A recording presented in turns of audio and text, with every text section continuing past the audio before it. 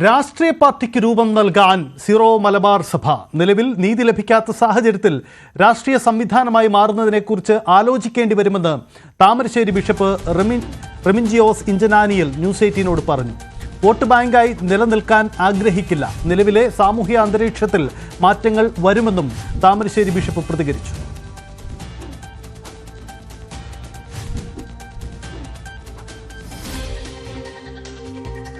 നമുക്കൊപ്പം താമരശ്ശേരി ബിഷപ്പുണ്ട്. ഒരു പുലി ഈ അടുത്ത നാളുകളിൽ ഫോറസ്റ്റ് ഉദ്യോഗസ്ഥനെ ആക്രമിച്ചപ്പോൾ വെടിവെച്ച് വീഴ്ചല്ലോ. ഞങ്ങളെ ആക്രമിക്കുന്ന, ഞങ്ങളുടെ കൃഷിയിടം നശിപ്പിക്കുന്ന ആളുകൾ അതിനെ വെടിവെക്കാൻ ഞങ്ങൾക്ക് അനുവാദം തന്ന. അപ്പോൾ വനം വകുപ്പിന് വെടിവെക്കാം, ഞങ്ങൾക്ക് പറ്റില്ല. അത് വനമന്ത്രി ഒന്ന് മറുപടി പറയട്ടെ. ഒരു കുറച്ച് നാളുകളായി തന്നെ ഒരു വോട്ട് ബാങ്ക് എന്ന രീതിയിലാണ് സഭ നിൽക്കുന്നത്. ആ വോട്ട് ബാങ്ക് രാഷ്ട്രീയം അതേ രീതിയിൽ ഇനി മുന്നോട്ട് പോകും. അതിൽ മാറ്റം, അതിൽ ഇപ്പോഴത്തെ സാമൂഹ്യ അന്തരീക്ഷം പരിശോധിച്ചാൽ മാറ്റങ്ങൾ ഉണ്ടാകാനുള്ള എല്ലാ സാധ്യതകളും ഞങ്ങൾ വിലയിരുത്തുകയാണ് ചെയ്യുന്നത്.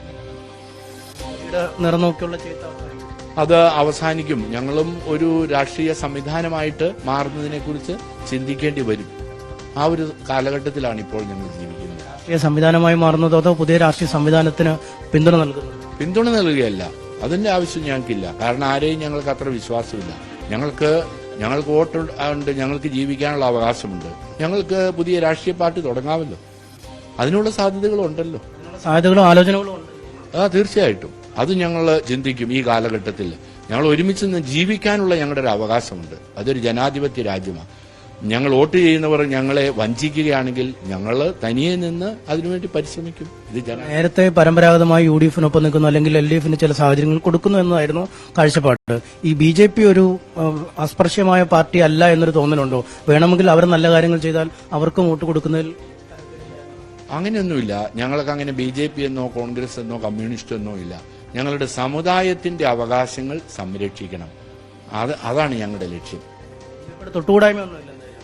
അല്ല, അത് ഞങ്ങൾക്ക് ആരാണെന്ന്, ഞങ്ങളുടെ അവകാശങ്ങൾ സംരക്ഷിക്കാൻ ഉള്ളത് ഞങ്ങൾക്ക് ആരാണ് ഞങ്ങൾക്ക് ഞങ്ങളുടെ അവകാശങ്ങൾ നീതി പുലർത്തി ഞങ്ങളെ സംരക്ഷിക്കുന്നു, അവരോടൊപ്പം ഞങ്ങൾ ചേരുകയല്ലേ ചെയ്യുന്നത്. കൊടിയുടെ BJP എന്നോ എന്നോ ഉള്ളതല്ല. ഞങ്ങൾക്ക് അടിസ്ഥാനപരമായിട്ട് ഞങ്ങളുടെ അവകാശങ്ങൾ സംരക്ഷിക്കണം. ഞങ്ങൾക്ക് ജീവിക്കാനുള്ളൊരു അവകാശമുണ്ട്. അത് ഞങ്ങളുടെ കാട്ടിലേക്ക് ഉള്ള മൃഗങ്ങൾ ആക്രമിക്കുന്നു. അത് മൃഗങ്ങൾ ആക്രമിക്കാൻ വരുന്നത് BJP എന്നോ കമ്മ്യൂണിസ്റ്റ് എന്നോ കോൺഗ്രസ് എന്നോ നോക്കിയിട്ടൊന്നും അല്ലല്ലോ. അപ്പോൾ ഞങ്ങൾക്കതിന് ജീവിക്കാൻ അവകാശം ആര് തരുന്നോ ഞങ്ങൾ അവരോടൊപ്പം ആയിരിക്കും ഞങ്ങൾ എപ്പോഴും. എന്തായാലും തികച്ചും ഒരു മാറ്റം, രാഷ്ട്രീയമായി തന്നെയുള്ള ഒരു മാറ്റത്തിലേക്ക് സഭ നീങ്ങുന്നു. ആര് തങ്ങളുടെ കാര്യങ്ങൾ നടത്തിത്തരുന്നതിൽ കൂടെ നിൽക്കുന്നു അവർക്കൊപ്പമാവും സഭയെന്ന് ഉറപ്പൊക്കെ പറയുന്ന തരത്തിലുള്ളൊരു റാലി തന്നെയാവും ഇന്ന് നടക്കുക. MS അനീഷ് കുമാർ നമുക്കിപ്പോൾ ചേരുന്നുണ്ട്. അനീഷ്, ഒരു ചോദ്യത്തിന് മറുപടി പറയുന്നു എന്നതിനപ്പുറത്തേക്ക് വളരെ കോൺക്രീറ്റ് ആയിട്ട് ഒരു കത്തോലിക്ക സഭയ്ക്കൊരു രാഷ്ട്രീയ പാർട്ടി രൂപീകരണം അവരുടെ അജണ്ടയിലുണ്ടോ? അത് തന്നെയാണോ അദ്ദേഹം സൂചിപ്പിക്കുന്നത്?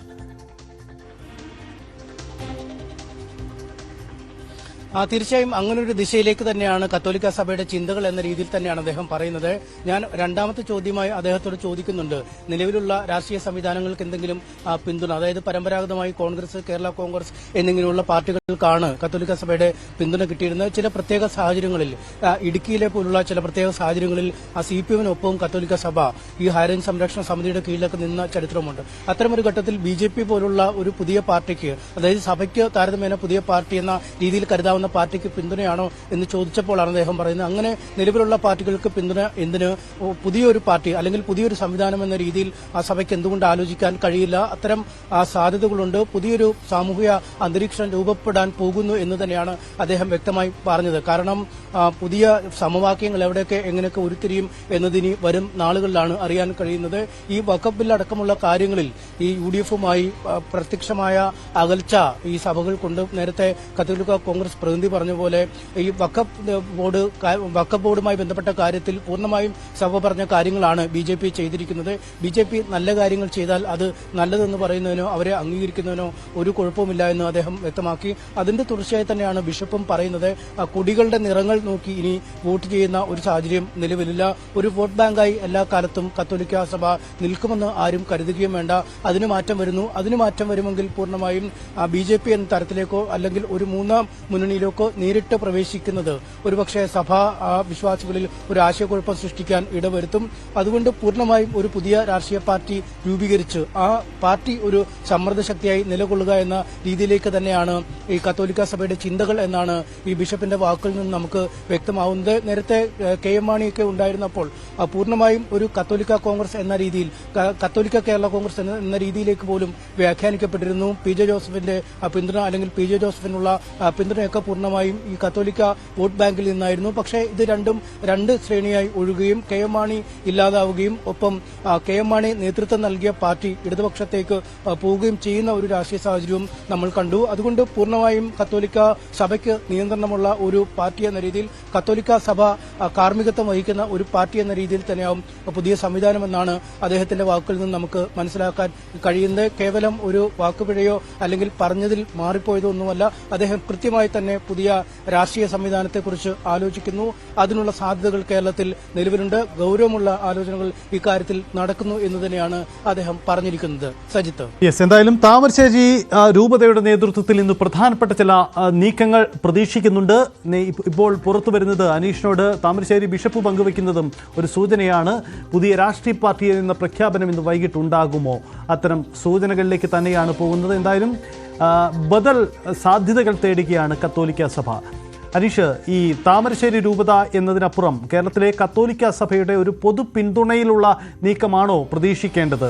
അതൊരു പക്ഷേ ഈ മലയോര മേഖലയിലെ പ്രതിസന്ധികൾ മുഖ്യ വിഷയമാണ് അവർക്ക്. കാരണം കത്തോലിക്ക സഭയിൽ ക്രൈസ്തവർ കൂടുതലായി താമസിക്കുന്ന ഇടങ്ങളാണ് മലയോര മേഖലകളിലൊക്കെ.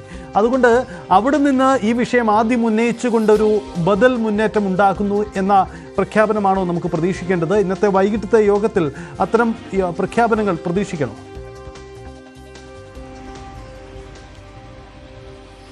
തീർച്ചയായും അങ്ങനെ കരുതാം. കാരണം കഴിഞ്ഞ കുറച്ച് നാളുകളായി തന്നെ പരമ്പരാഗതമായ മുന്നണി സംവിധാനങ്ങളോടുള്ള വിയോജിപ്പ് കത്തോലിക്ക സഭ പലപ്പോഴായി പുറത്തു പറയുന്നുണ്ട്. അത് CPM-നോടാണെങ്കിലും കോൺഗ്രസിനോടാണെങ്കിലും ഒക്കെ പല വിഷയങ്ങളിലും അവർക്ക് വിയോജിപ്പുണ്ട്. ഇപ്പോൾ കത്തോലിക്ക സഭയുടെ നേതൃത്വത്തിൽ ഈ താമരശ്ശേരി രൂപതയുടെ കീഴിൽ വരുന്ന ഈ അവകാശ പ്രഖ്യാപന റാലി തന്നെ കഴിഞ്ഞ കുറച്ച് നാളുകളായി തന്നെ പലവിധ കാര്യങ്ങളിൽ ഈ സംസ്ഥാന സർക്കാരുകളോട്, മാറി മാറി വരുന്ന സർക്കാരുകളോട് പല കാര്യങ്ങളിലും ആവശ്യങ്ങൾ സഭ ഉന്നയിക്കുന്നുണ്ട്. ന്യൂനപക്ഷ സംവരണ വിഷയമായാലും സ്കോളർഷിപ്പിന്റെ വിഷയങ്ങളായാലും വന്യജീവി ആക്രമണവുമായി ബന്ധപ്പെട്ട വിഷയങ്ങളായാലും ഈ കർഷക ഭൂമിയും വനഭൂമിയും തമ്മിൽ വേർതിരിക്കുന്ന ഇടങ്ങളിലെ പട്ടയ പ്രശ്നങ്ങൾ, അല്ലെങ്കിൽ കർഷകരുടെ ഭൂമി വനംവകുപ്പ് ഏറ്റെടുക്കുന്ന രീതിയിലുള്ള പ്രശ്നങ്ങൾ, അങ്ങനെ ഒരുപാട് വിഷയങ്ങളിൽ പരസ്പരം ഏറ്റുമുട്ടുന്ന സാഹചര്യമുണ്ട്. ഏറ്റവും ഒടുവിൽ താമരശ്ശേരി രൂപതയുടെ കീഴിലുള്ള ഒരു അധ്യാപിക ആത്മഹത്യ ചെയ്തതുമായി ബന്ധപ്പെട്ട സഭ വലിയ പ്രതിക്കൂട്ടിലേക്ക് നീങ്ങുന്ന സാഹചര്യമുണ്ടായി. പക്ഷേ അവിടെയൊക്കെ എയ്ഡഡ് സ്കൂളുകളിലെ നിയമനങ്ങളുമായി ബന്ധപ്പെട്ട സർക്കാരിന്റെ നയവ്യതിയാനങ്ങളാണ് ഇത്തരം സഭയെ പോലും പ്രതിക്കൂട്ടിലാക്കുന്ന സാഹചര്യങ്ങൾ സൃഷ്ടിക്കപ്പെടാൻ ഇടയാക്കിയതെന്നാണ് സഭ പറയുന്നത്. അതുകൊണ്ട് ഈ അധ്യാപക നിയമനമുള്ള കാര്യങ്ങൾ ചൂണ്ടിക്കാണിക്കുന്നു. സാമൂഹ്യ നീതി എന്നത് സഭയ്ക്ക് വേണമെന്ന ആവശ്യമാണ് അവർ മുന്നോട്ട് വയ്ക്കുന്നത്. 2023 JB കോശി കമ്മീഷൻ റിപ്പോർട്ട് സർക്കാരിന് സമർപ്പിച്ചത്. പക്ഷേ ആ റിപ്പോർട്ടിന്റെ ഉള്ളടക്കം എന്താണ് എന്ന് പോലും ഇതുവരെ പുറത്തു വരാത്ത സാഹചര്യം. ആ റിപ്പോർട്ടിന്മേൽ എന്ത് നടപടികൾ സർക്കാർ കൈക്കൊള്ളുമെന്ന കാര്യത്തെക്കുറിച്ച് കൃത്യമായ വിവരങ്ങൾ പുറത്തു വരാത്ത സാഹചര്യം. അങ്ങനെ ഒരു ഇരട്ട നീതി സംസ്ഥാനത്ത് നിലനിൽക്കുന്നുവെന്ന ആരോപണമാണ് കഴിഞ്ഞ ഏതാനും ദിവസങ്ങളായി താമരശ്ശേരി രൂപതയുമായി ബന്ധപ്പെട്ട് ഉയർത്തിക്കാട്ടുന്നത്. ഒരു അസാധാരണമായ സാഹചര്യം തന്നെ ഉരുത്തിരിഞ്ഞു എന്ന് വേണമെങ്കിൽ നമുക്ക് പറയാം. ഈ കത്തോലിക്ക സഭയുടെ പേരിൽ, അല്ലെങ്കിൽ ഈ താമരശ്ശേരി ബിഷപ്പിന്റെ പേരിലിറങ്ങിയ ഒരു സർക്കുലറിന്റെ ഏറ്റവും ഒടുവിലെ സാഹചര്യം ഈ വിദ്യാഭ്യാസ മേഖലയിലടക്കം കടുത്ത അവഗണനകൾ ക്രൈസ്തവ വിശ്വാസികൾക്ക് നേരിടേണ്ടി വരുന്ന ഒരു സാഹചര്യത്തിലാണ് വിമോചന സമരം ഉണ്ടായത്.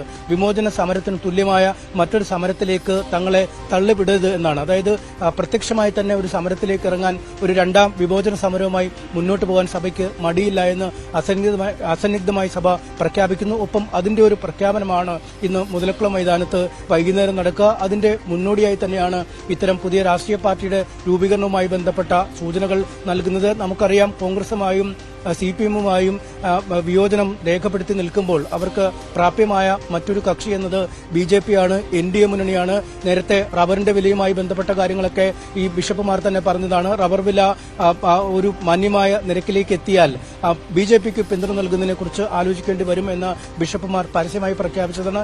അതിന് പിന്നാലെയാണ് നമുക്ക് ഈ വനങ്ങളുമായി ബന്ധപ്പെട്ട, ഈ വനഭൂമിയുമായി ബന്ധപ്പെട്ട പ്രശ്നങ്ങൾ, വന്യജീവി ആക്രമണവുമായി ബന്ധപ്പെട്ട വിവരങ്ങളെ പരിഗണിക്കേണ്ടത്. കാരണം സംസ്ഥാന സർക്കാർ പലപ്പോഴും പറയുന്നത് അത് കേന്ദ്രത്തിന്റെ വിഷയമാണ് എന്നതാണ്. പക്ഷേ കേന്ദ്രത്തോട് കുറച്ചുകൂടി അടുത്ത് നിന്നാൽ ഒരു മാറ്റം വരും എന്ന ഒരു പ്രതീക്ഷ ഇപ്പോൾ ഇവർക്കുണ്ട്. സജിത്ത്, യെസ്, അതാണ് സാഹചര്യം. എന്തായാലും താമരശ്ശേരി ബിഷപ്പിന്റെ പ്രഖ്യാപനങ്ങൾ അത് ദൂരവ്യാപക നീക്കത്തിന്റെ ഭാഗമായിട്ടാണോ കത്തോലിക്ക സഭ ലക്ഷ്യമിടുന്നത് എന്നതാണ് സാഹചര്യം.